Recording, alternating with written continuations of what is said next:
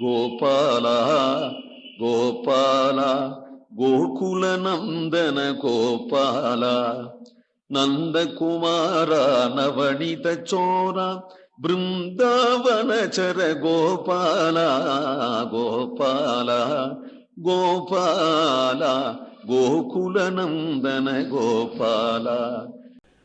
சாலப்பல் நிறை பின்னே தழைக்காவின் கீழ் தன் திருமேனி நின்றொளி திகழ நீலனல் நறுங்குஞ்சி நேப்திரத்தால் அணிந்து பல்லாயர் குழாம் நடுவே கோலச் செந்தாமரை கண்மிளிர குழலூதி இசை பாடி குளித்து ஆயரோடு ஆலித்து வருகின்ற ஆய பிள்ளை அழகுண்டென் மகளாய் அழகு கண்டு என் மகள் ஆயர்க்கின்றதேயே. இதுவன் தாய்ப்பாசுரமாக அருளி செய்கிறார்.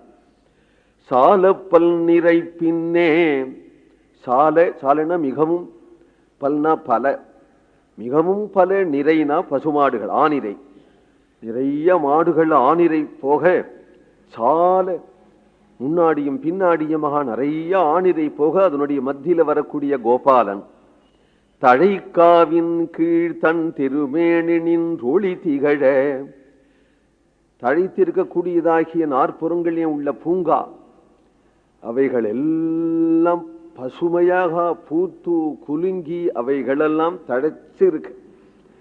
அதனுடைய இடையில தானே கண்ணன் போற அழகு. அவனுடைய திருமேனி எப்படி இருக்காம், நின்றொளி திகழ.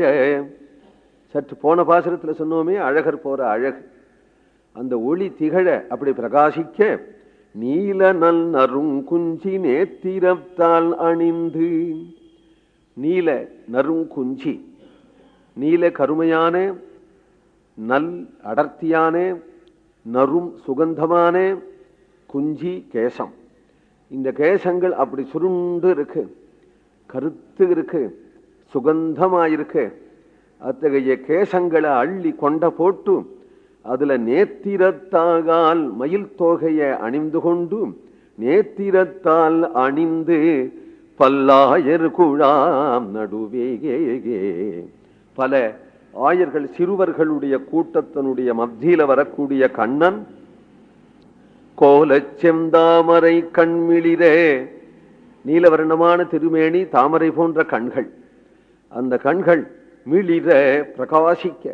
ஏன் பிரகாசிக்கிறதுன்னா, தன்னை விரும்பியவர்களாக்கக்கூடிய பக்தர்கள் வந்துட்டா அவன் கண் ஒரு அலாதி பிரகாசம் கொடுக்குமே. அந்த பிரகாசத்தினால தன்னுடைய பக்தர்களை பார்க்கிறார். பக்தர்கள் இங்கே கோபிகைகள் தானே.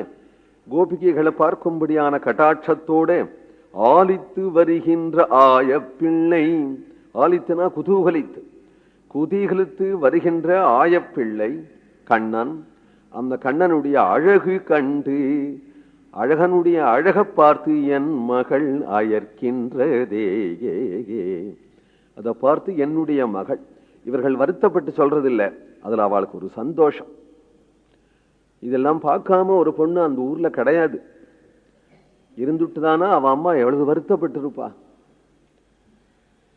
கண்ணனை பார்க்காத ஒரு பொண்ணா இது இருக்க அப்படின்னு நினைச்சேன்னு ரொம்ப வருத்தப்பட்டு இருப்பாள்.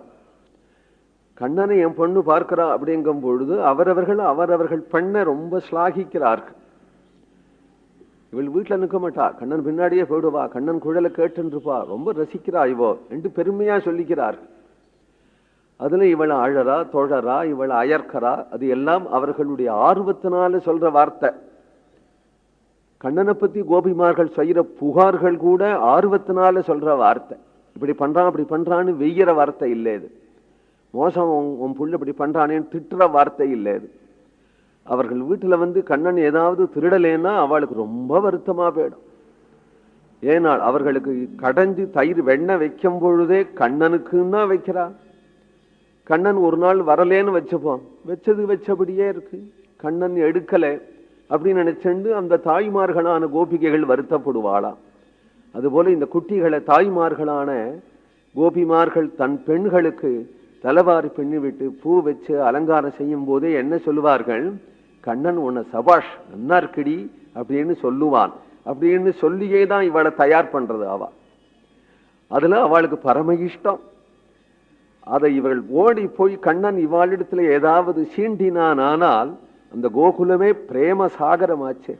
அதுல யாருக்குமே ஒத்தருக்கு அபிப்பிராய வேதமோ சுள்ளுன்னு விழறதோ பொறாமையோ அசூயையோ இருந்தா அது பிரேம நகரமாகாது, பிரேம புரியாகாது.